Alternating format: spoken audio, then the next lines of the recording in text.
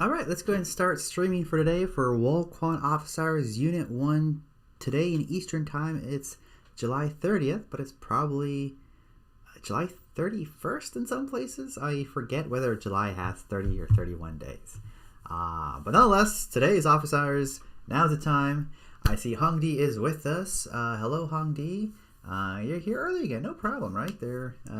When you come in early, feel free to make yourself at home, right? I see Jigu is here. Hello, Jigu. Gertrude. Hello, Gertrude. Ivan. Hello, Ivan. Hi. Hello, Farouk. Hello, guys. Hope everyone is doing fine and dandy today. Welcome to Worldcon Office Hours.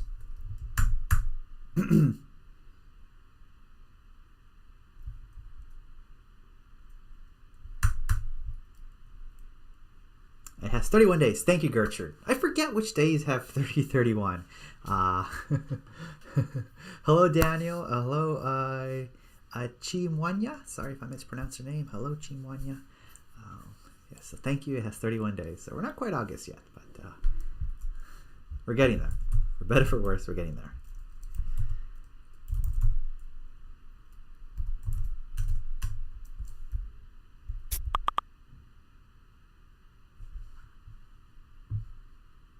Okay, and let's see, let me go ahead and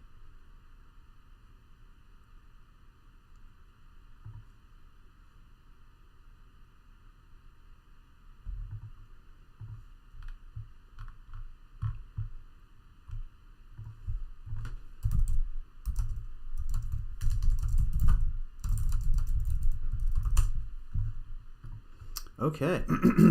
I see Dave is here from Ethiopia. I am first class to access from a phone. Okay. Manos is here. Hello, Manos. Pruva is here, guys. And I know yesterday, one of the things I was thinking about, and I will see if I can somehow introduce it, but it'd be kind of nice if we do some very simple web application.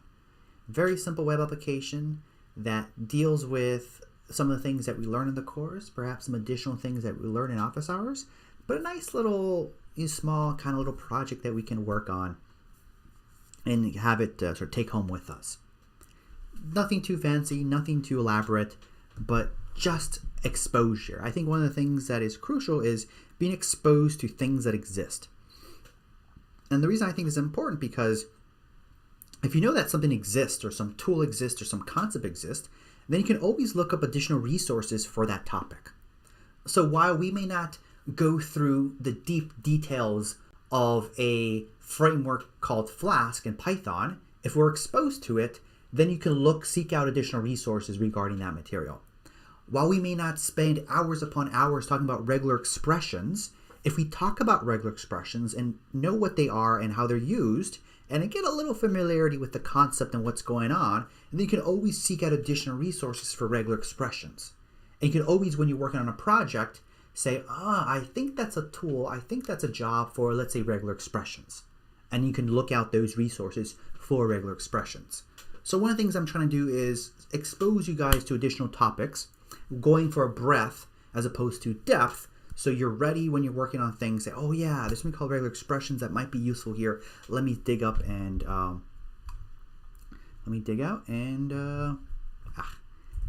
look for those additional resources. So let's see. All right. So let me know the topics for today. I think we really should go back to, we kind of forgot about the mini project, so we probably should make march forward with the PW mini project. One way I like to see it is the sooner we go through all the mini projects, the sooner we can talk about additional topics in depth. Hello, Riyash. Hello, Ulrich. Hello, Fabio. Hello, Aphrodis. Hello, guys. Let me know your topics for today, but at the very least, I'm going to start off with going through the PW mini project, tackling those questions, get those, make progress on that front. Okay. And one of the things I wanted to show you is someone yesterday asked about something, and then afterwards I decided to further work on it and kind of have a little wrapped up solution. So someone asked about, is there a way where we can use, let's say, regular expressions? Let me blow this up. If there's a way we can use regular expressions to look for dates and then find the difference between those two dates. And I actually did that at the very end. So let's kind of walk through this code here. So let's start off with this section here. So we have a string with two dates. Then we use regular expressions to find these two dates. So look at the main function. We call a function called findDates that finds our two dates using this regular expression that we worked on yesterday. Then after finding those two dates, we make sure there's two of them. If not, we're going to raise a value error. And then we feed it into this other function we define called findTimeDifference, which goes ahead and takes those strings and uses this parse function to return datetime objects. And it finds the difference between those two datetime objects. And then we pass that delta time into a function called printDuration, which just prints out a little message that says how many seconds have elapsed between those two dates. So it kind of combines the things we talked about yesterday, using regular expression to parse strings, parse text to find, let's say, dates, for example. Using those two strings, convert them into datetime objects, do the arithmetic, get a time delta, and just a little print message that says this is the duration between these two dates.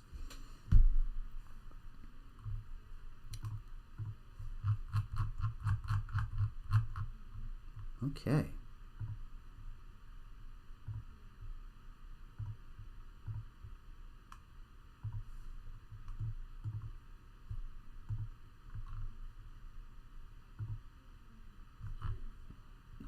Okay.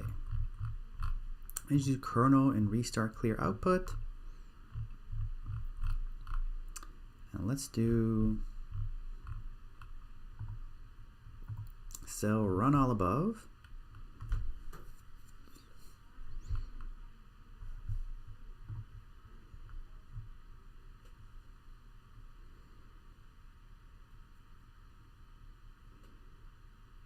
All right.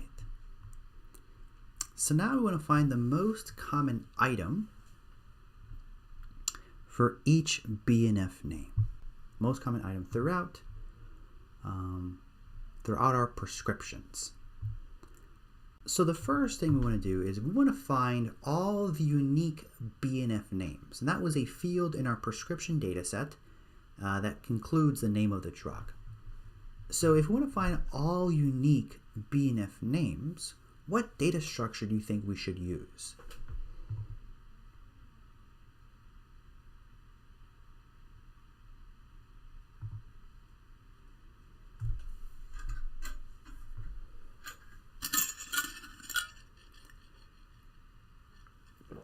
Yeah, we should use a set. So every time you find yourself, I want to find all the distinct elements, all the unique values, you should consider using a set.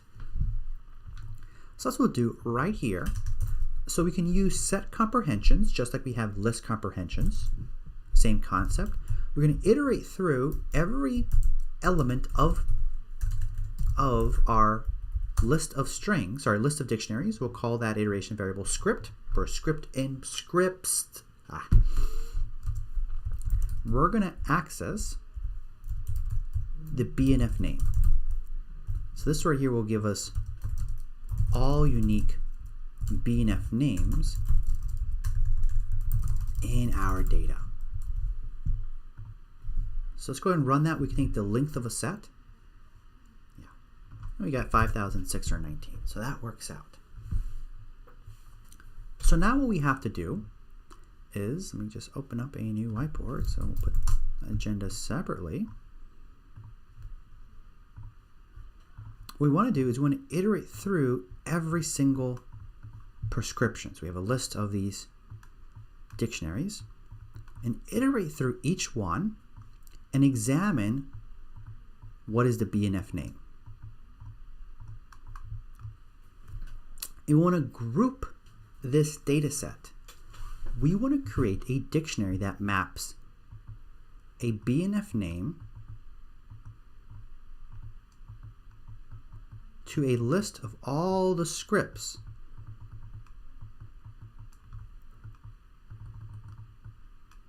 that have that same BNF name. So we have prescriptions, a list of dictionaries that describe the data of each prescription, and we want to create a dictionary. Ashutosh, I don't think you quite missed too much, but I did do a run through. I did modify this notebook here that kind of summarized this little mini project that we kind of talked about yesterday. But that notebook is in the shared drive. I'm going to go through all these dictionaries, all these prescriptions, and create a dictionary that says this BNF name and a list of all the prescriptions that belong to that BNF name.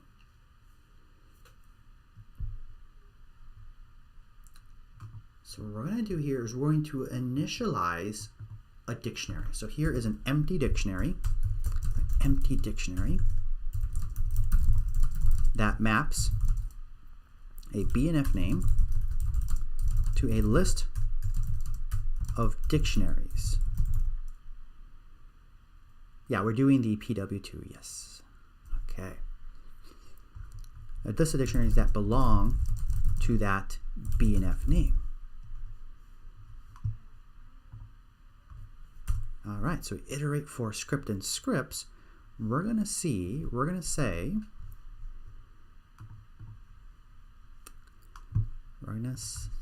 here, right, we say script, so BNF name, script,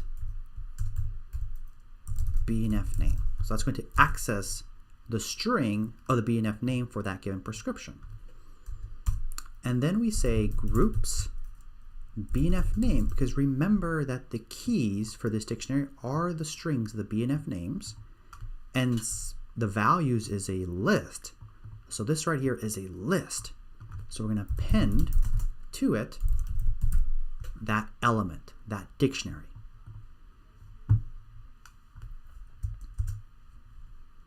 Okay. Hello guys, hello Eric and Kimwande, hello guys. So any questions so far of what I've done?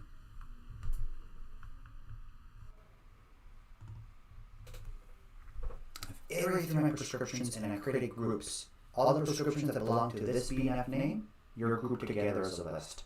All the prescriptions that belong to this BNF name, I've grouped you together and put you in a list for this key, and so forth.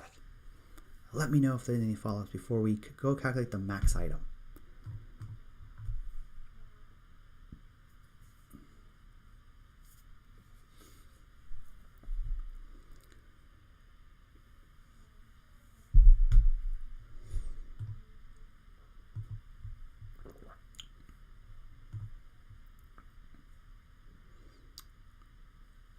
Okay, I'm going to go ahead and move on. So next, I'll just have it right there, or just comment this out. It's the default answer. So what I'm going to do here is I'm going to create a list called BNF items by BNF name. So I'm going to fill in this. So it's a fill in this list, which is the total items for each BNF name. So let's go iterate. So for BNF name, and I'll call this data in groups.items. So this here is going to allow me to iterate through each key value pair. Calling the items method of a dictionary returns an iterable over the key value pairs.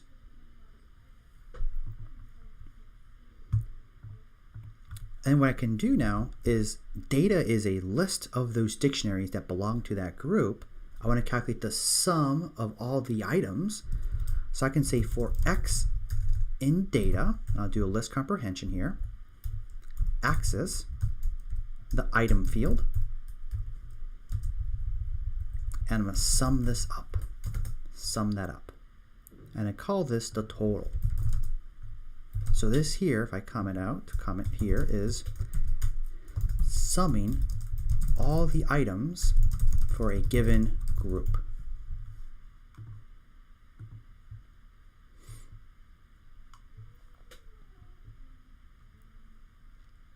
And once I've done that, then what I'm going to append to this dictionary is a tuple that has the BNF name and the calculated total.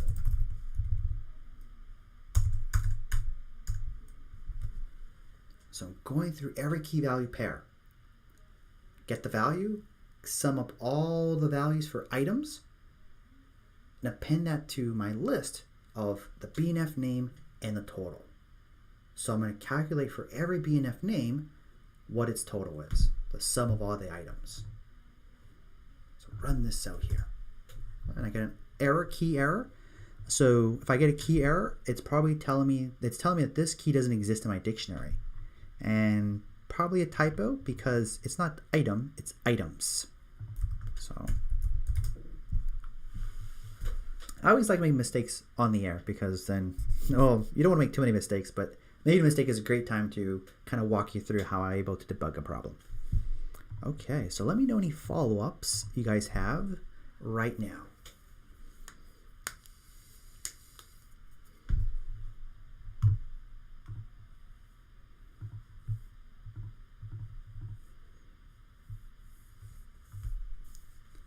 All right, so hello Armin, welcome.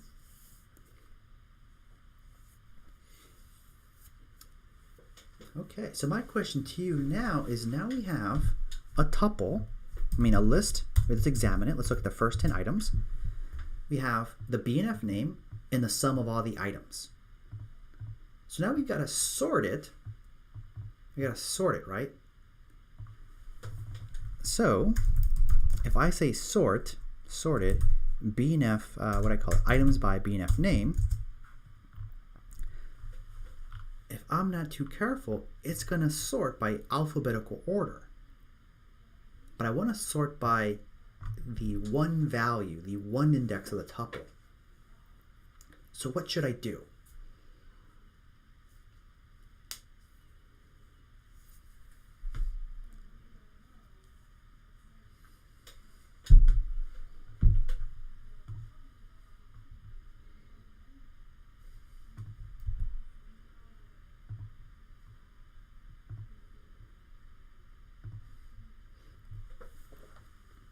Yeah, use the keyword argument and provide it a lambda function.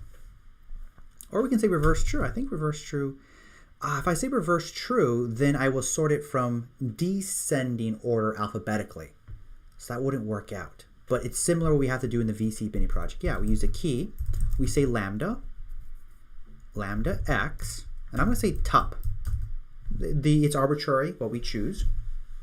I'm going to say tup just to reinforce to ourselves that the elements are tuples. And what should we return in this lambda function?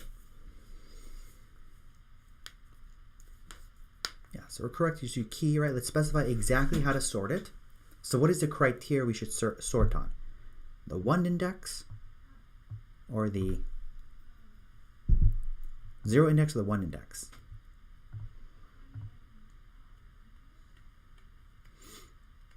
Yeah, on the 1 index. So we say, okay, sort the elements of our tuples. So sort these tuples, but sort it on the 1 index. So I run that there, and I'm not quite there. So what else do I need? I think someone mentioned it before.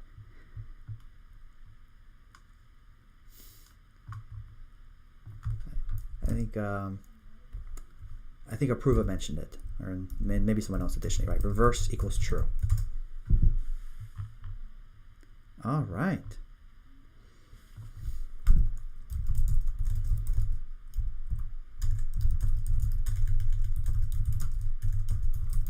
All right, so we'll assign that to a variable. I misspelled it. All right, and now we can take a look at it.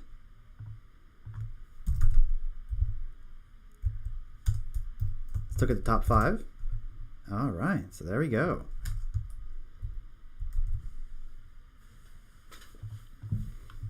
So this here is our answer. Any follow-ups regarding Q2?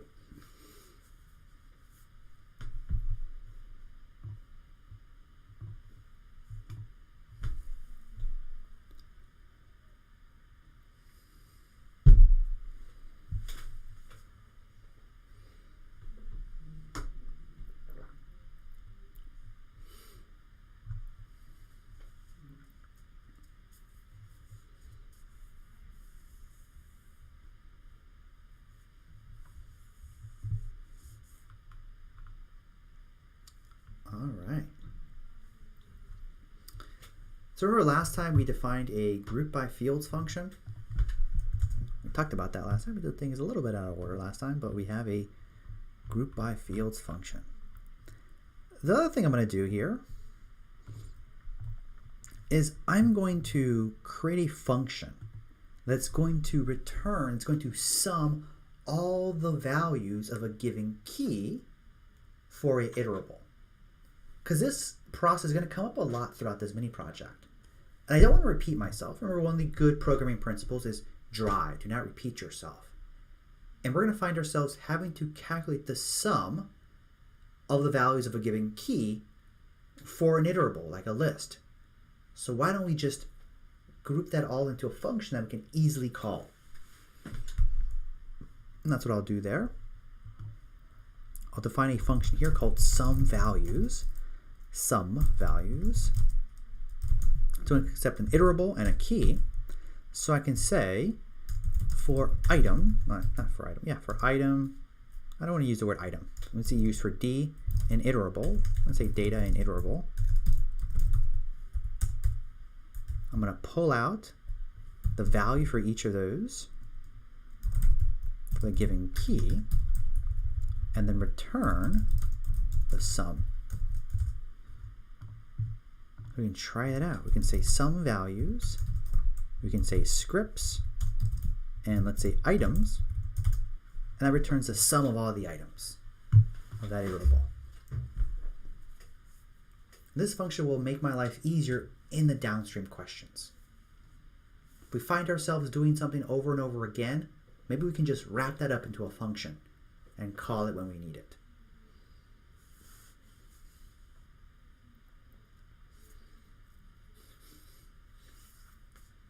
Okay. Questions about Q2 before we move on to Q3?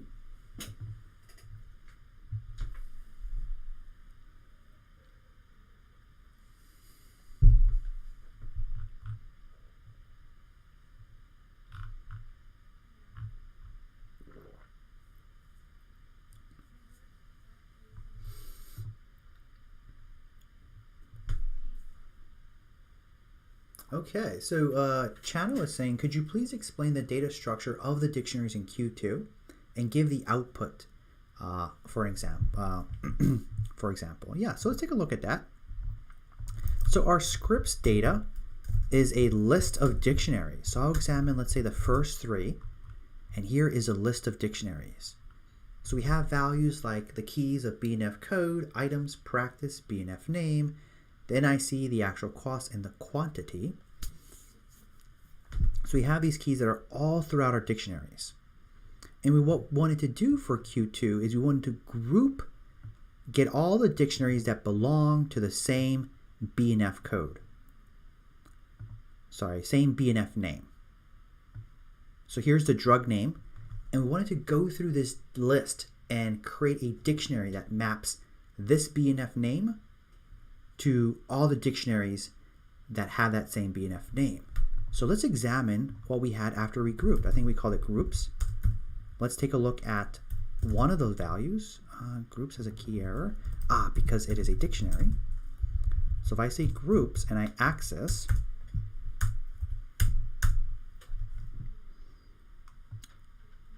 this key here, notice that they all have the same BNF name.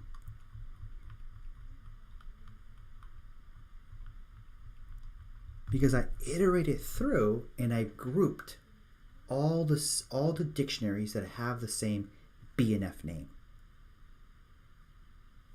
And I went through each of these groups and I calculated the total of the items key.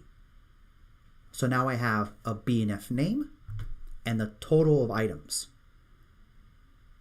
And I looked for, in the greater ones, the pair that had the most items.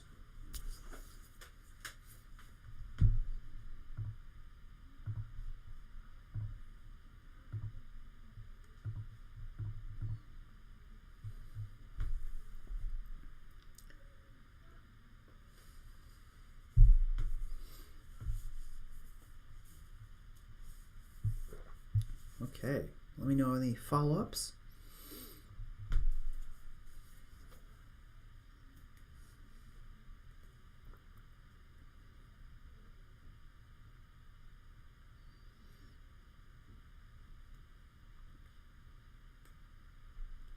I'm going casual today. No tie. Casual Thursday. All right, I'm going to go and move on. And what we want to do for Q3 is you want to go through all the postcodes and calculate all the total items prescribed for each postal code. And remember that we have two data sets to work with. We have a data set of prescriptions, and in that data set, we have something called practice. And every practice or every doctor's office or every hospital has a practice code. So this says they prescribed this drug with this code, 2 items. This is the practice ID. This is the name of the drug.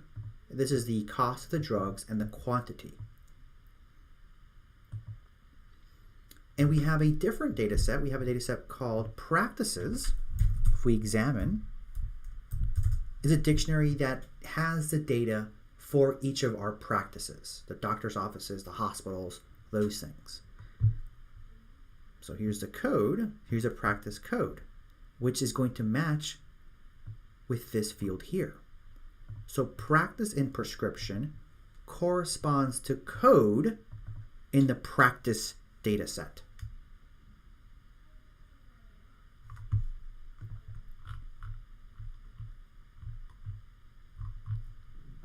So what we have to do is join those two data sets using this field here.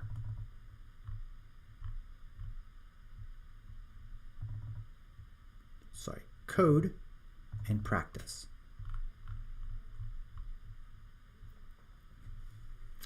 Now there's a slight wrinkle here. And the wrinkle is that the number of practices isn't equal to the number of unique practice codes, unfortunately.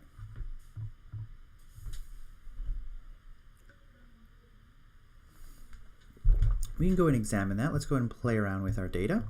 So oftentimes it's great to examine one example of our data set, practices. So there we go, that we saw earlier. And let's go ahead and I'm going to say the length of practices.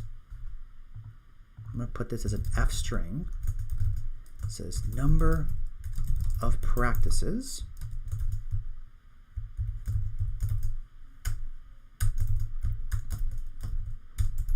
and I'm also going to print out the number of unique practice codes. So for P in practices, so I'm using F strings here.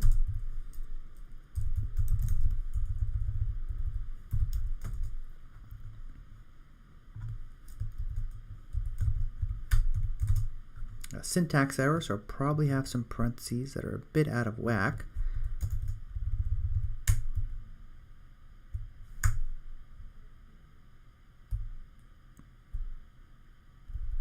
So I'm doing set comprehension to figure out all the unique practice codes, the length, and then end my placeholder there. I still have an error. And let's see, I have the F there, number of unique practices, the length, comma, P code for P in practices, and there. I can't figure out my error. But if you do point it out, feel free to let me know.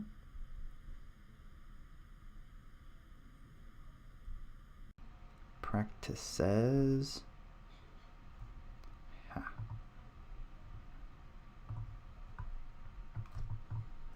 Let me just copy paste this.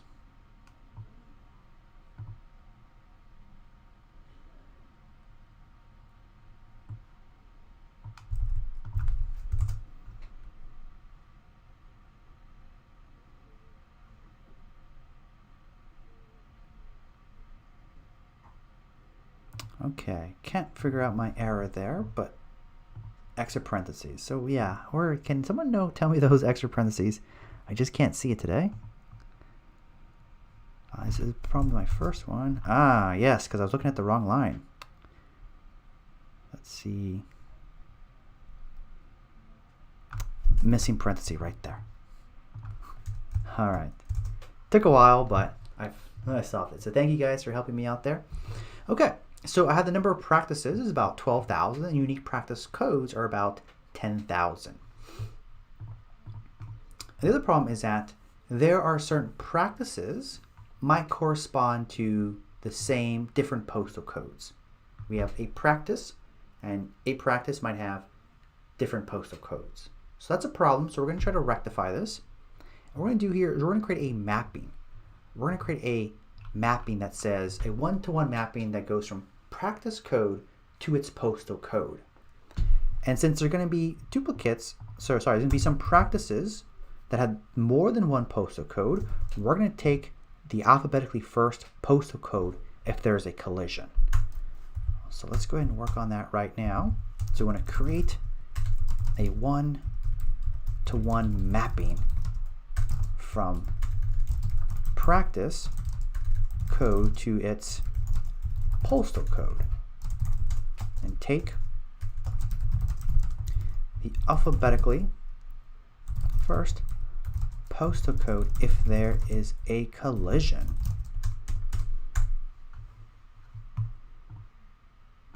Okay. So here is this one-to-one mapping from practice code to postal code. So iterate through our practices. And if this practice code is in my dictionary, then what I need to do is take the alphabetically first one. I can use the min function for that. So practice and say, give me your post code. And let's compare it to what's currently stored in my dictionary. That's what I do right there. So this is what I currently have in my dictionary. And this is my new one. I'll take the min value because that will give me alphabetically first. And if that code doesn't exist in my dictionary, well, then I just create a new key value pair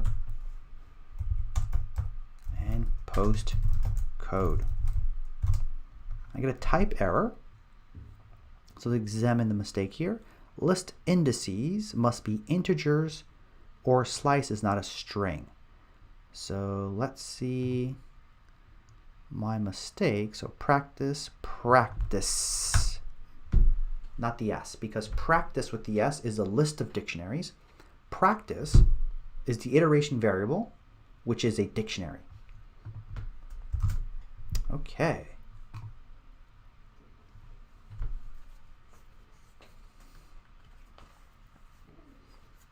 So now I created a mapping that is going to allow me to go from a practice code to its respective postal code.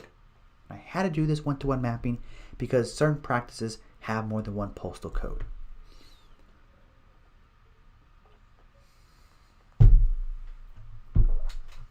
Let me know if there are any follow-ups, any additional questions people have before we move on.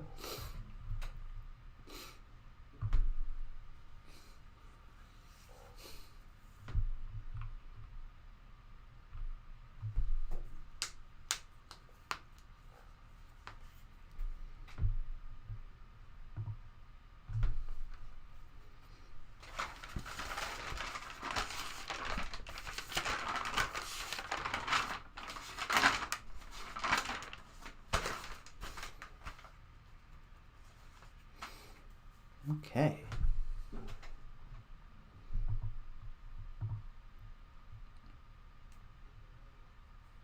Yeah, so I noticed some people saying my screen is blurry today.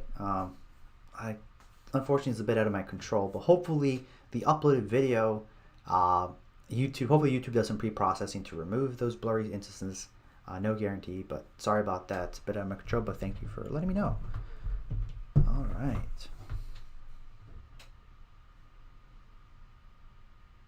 Okay, Ulrich saying, please, how do you access the key? How do you access to the key in the dictionary? Is there a specific dictionary you're referring to?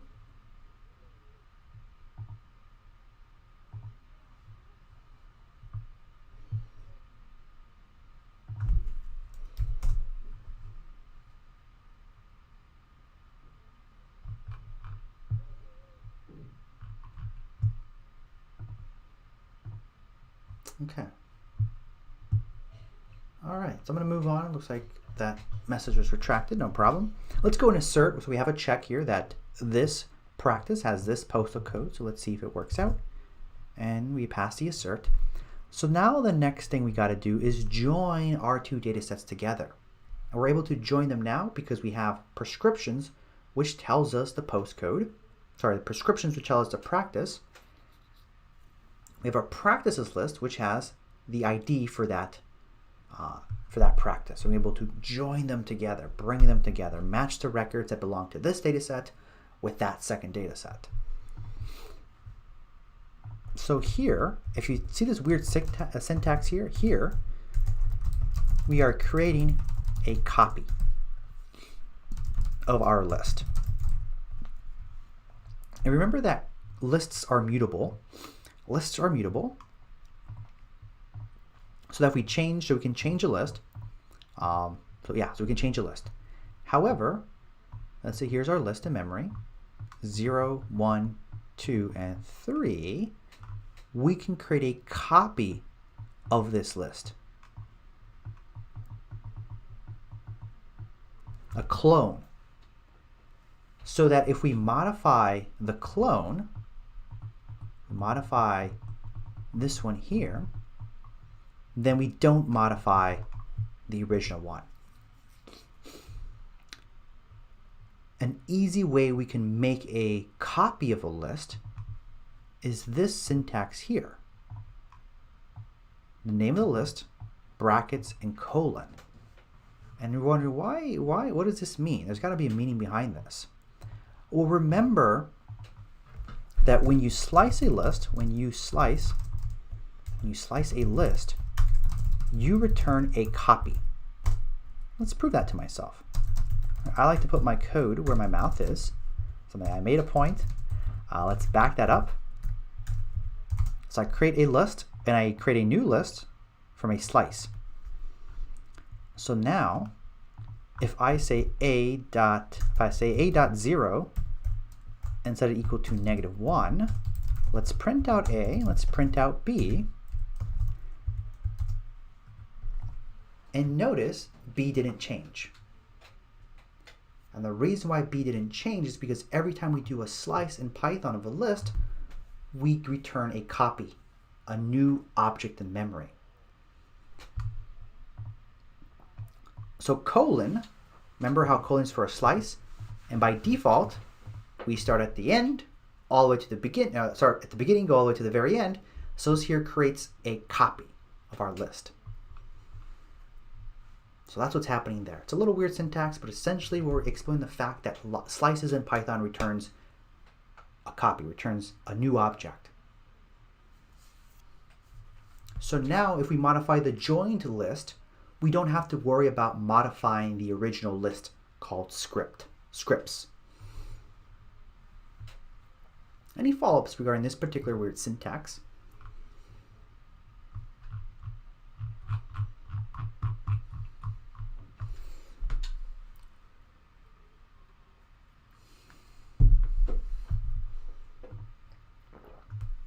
Right, so I see Ulrich is saying, a JSON file is a list that contains dictionaries, and I would like to know how you can access the dictionary key that is contained in the list.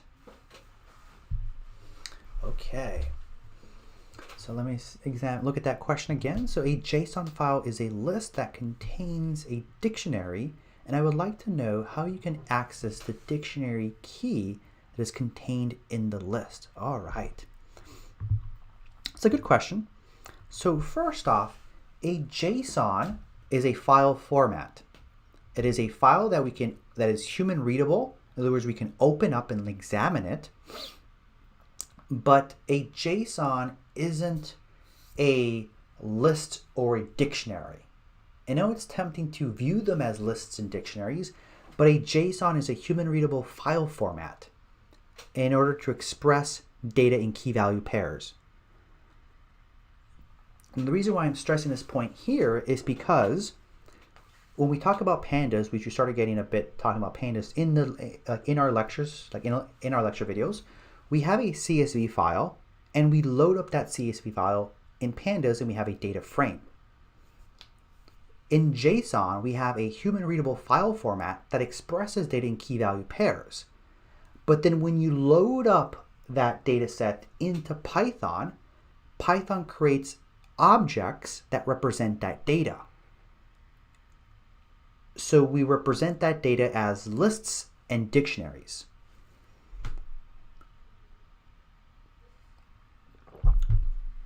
So what you should do, what you should do here is you use a package or module or library called JSON that allows you to read JSON files.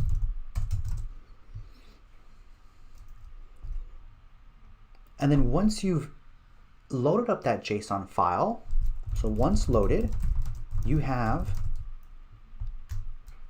a Python object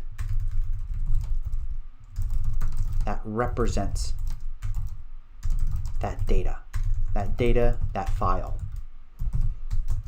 And in our example here, our JSON file, and I'm tempted to open it, pw, and I'm not going to open it because it might crash. And then in our particular case, that JSON was an array of key value pairs. So Python decoded it as a list of dictionaries.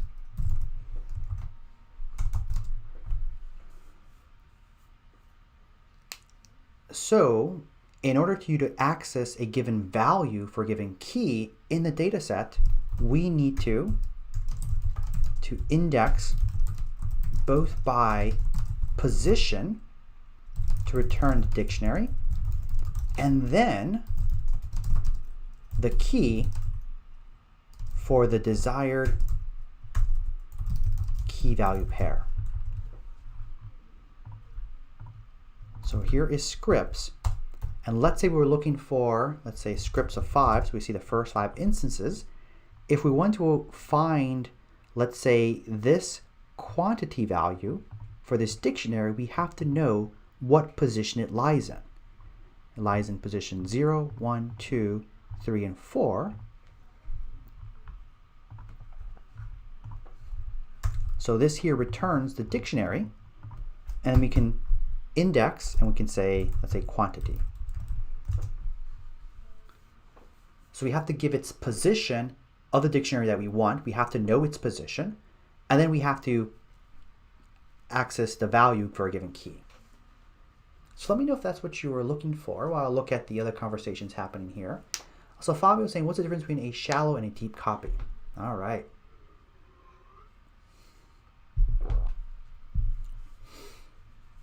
So a shallow and a deep copy.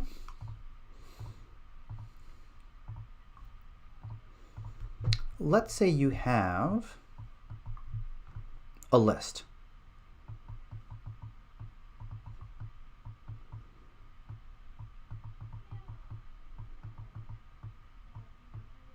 Okay. Let's say you have a list here. And you create a copy.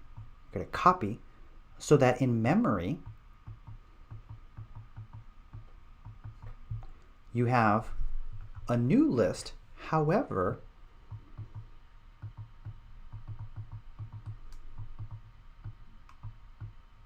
-1, -2, and then we have another list here.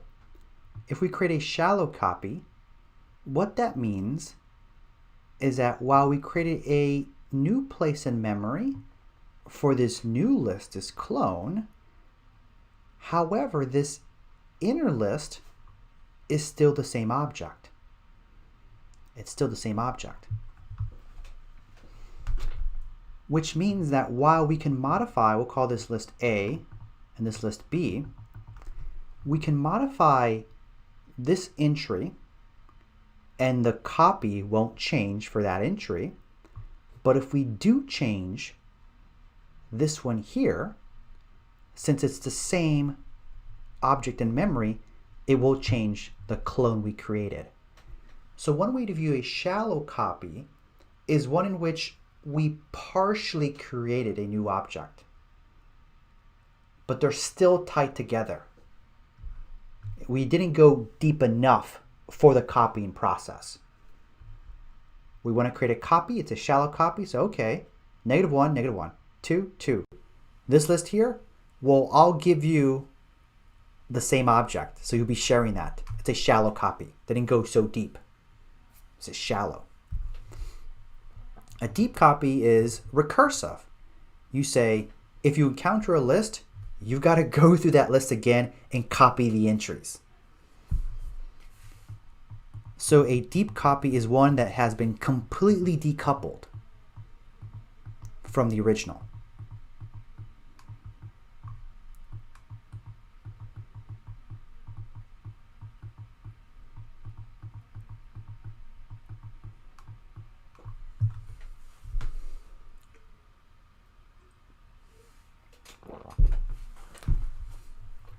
So we could prove, all right, new notebook, Python 2, Python 3.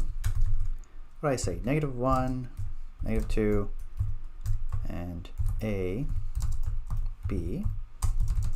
And I'm going to say, okay, I'm going to say import copy. There's a module called copy that allows me to create copies of objects. Copy, copy. If I look at the documentation, they don't tell me about deep. I think the deep is a keyword. Let's see.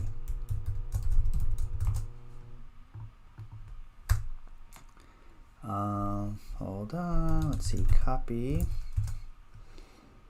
Shallow copy. Ah, it's a shallow copy. Good.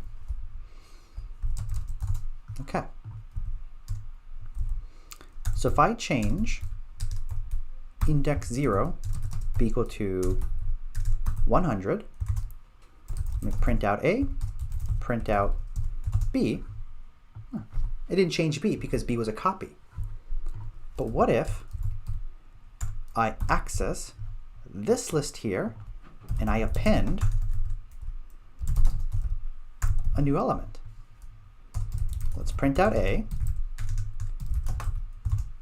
Okay, it's got the new element in there. Makes sense because that's what we did. We print out B, and oh, it also got the update because we created a shallow copy. It didn't go deep enough. And let's see, I think there might be a deep, if we want to do a deep copy, we'd use the deep copy. So here, we create, I probably should have done this, C equals copy, called deep copy.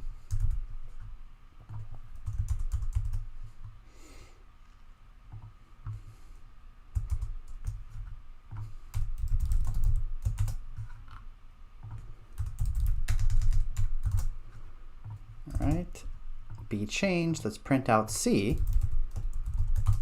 It didn't change. C didn't change because it actually became recursive and copied the inner list. All right, good conversation. So if we copy a list with slicing, is it a shallow copy? Good question. And I think it's a deep copy, but I don't know for sure. So let's prove it to ourselves, right? If I do D equals A, and I'm going to print out A, and let me append D. Print out A. Okay, that makes sense. Let's print out D. Ah, so it looks like the slice is a shallow copy. I was wrong. My guess was a deep copy, but we experimented and we realized, oh, it's in fact a shallow copy. Okay, so I have something here. Got a lot of conversations going on, so a little sidetrack about copies, but I think it's an important thing to discuss in Python. So someone is saying, can you please cover API integration using Python sometime next week? So in general, when you say API, do you mean like web APIs? Well, let me know, and I can put that on the backlog.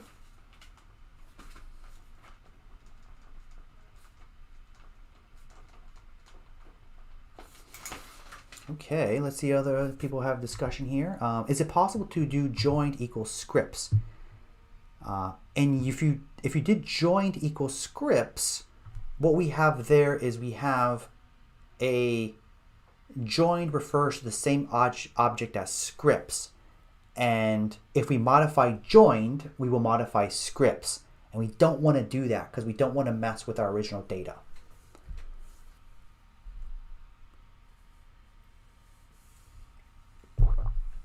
If we do joined equals scripts and not joined, whatever changes we make, yes, exactly, Priya, that is correct. Because remember that in Python, when I say new name equals A, then new name and A are name tags to the same object in memory. So Chano is saying, what is the meaning behind this bracket here? I go back up here, back to Q2. Here we are creating a dictionary with empty values. Lists, the values are lists, so they're placeholders. We are arranging a dictionary with all the keys we are going to need for our process, but we initialize those keys with an empty list. And we'll be appending elements into those lists as we iterate through all our prescriptions. So that's what that means. And then we looked at the output. We can look at the output. I think we did so right here. It's a dictionary. Okay. All right. Okay, so we do this join here. Let's actually now do the joining process. All right, so we're going to create a new, let's say script postcode is equal to practice postal code script practice. And remember that the practice key of scripts corresponds to, so here we're iterating through each prescription. We obtain the practice code of whatever practice issued that prescription, and then we use that practice code to get the postal code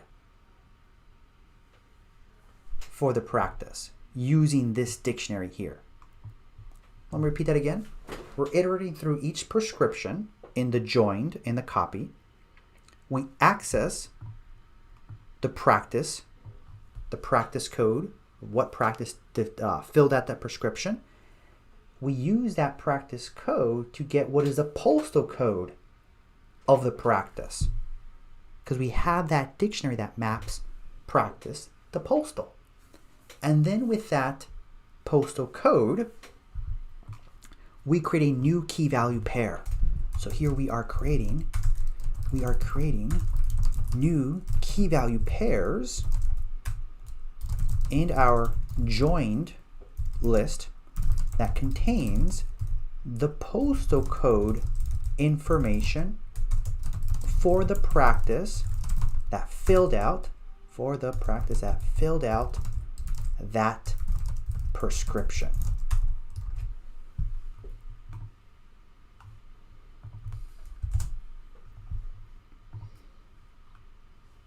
So now let's examine that. Let's examine joined. Let's take the first 5.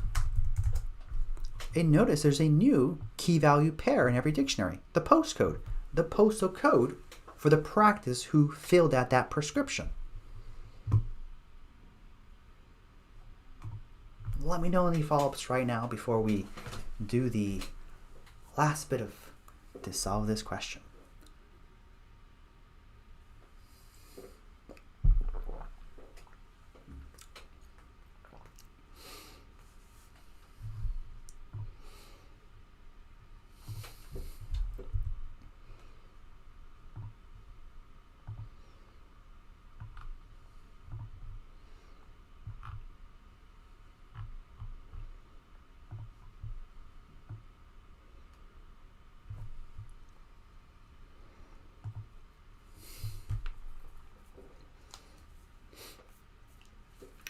Okay, I'm going to go ahead and move on.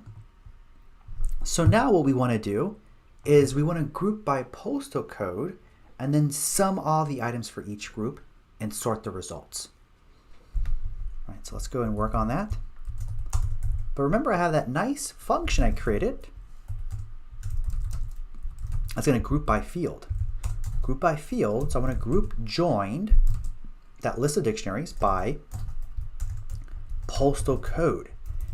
And remember that function, the field, what we want to group by has to be a list, so it has to be tuples, has to be a tuple.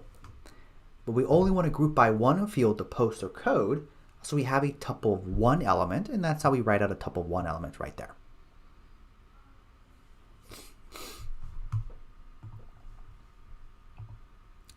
So now, once we create grouped,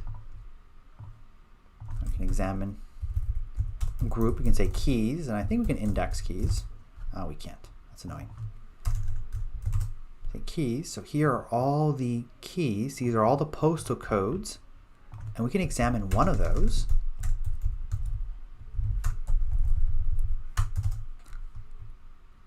I know why, because it's a tuple of our keys. Here is just one postal code and all the prescriptions that belong to that postal code.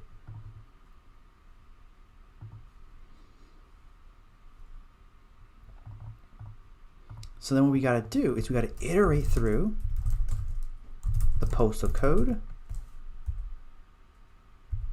the scripts, we'll call that data, in grouped dot items, very similar to how we did before.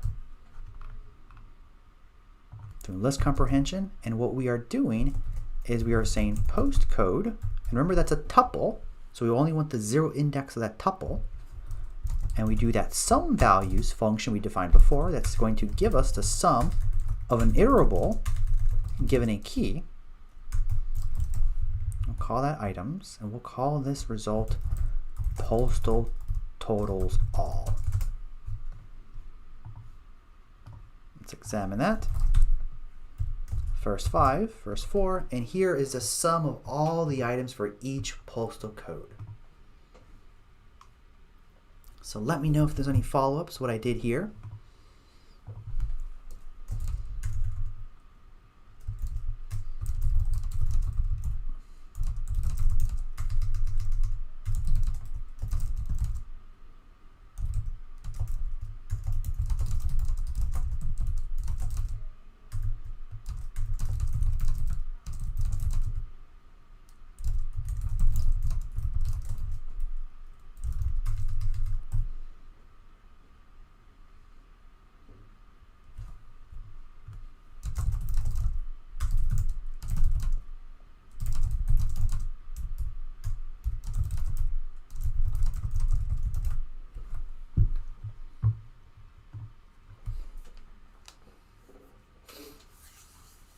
Okay, so regarding the things that regarding working through the mini projects, for those I take the policy of not posting up what I write. Just prevents people from copying and pasting to their solutions.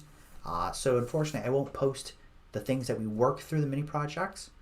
So you'll have to kind of go through the videos again and kind of type it out yourself. So unfortunately, I won't do that. But I do post the office hours, these additional notebooks I create that are not from the mini projects. Those I post on a daily basis. So let me know if there's any follow-ups that I calculated the total for each postal code. And what I'll leave you to do is I'll leave you to sort it and pass it to the grader. So I'll leave that up to you. Let me know if there's any follow-ups before we wrap up today's office hours.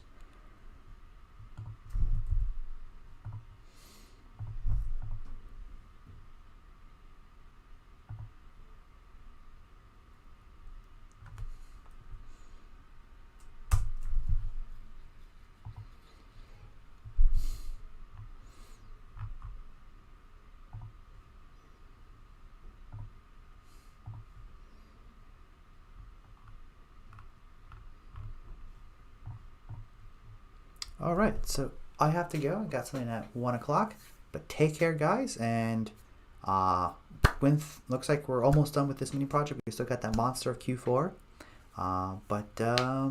Yeah, and the sooner we go through the mini project, I think about it, the sooner we can do these additional fun topics. So take care, guys. Good conversations, and see you next week. Have a good rest of your week, guys.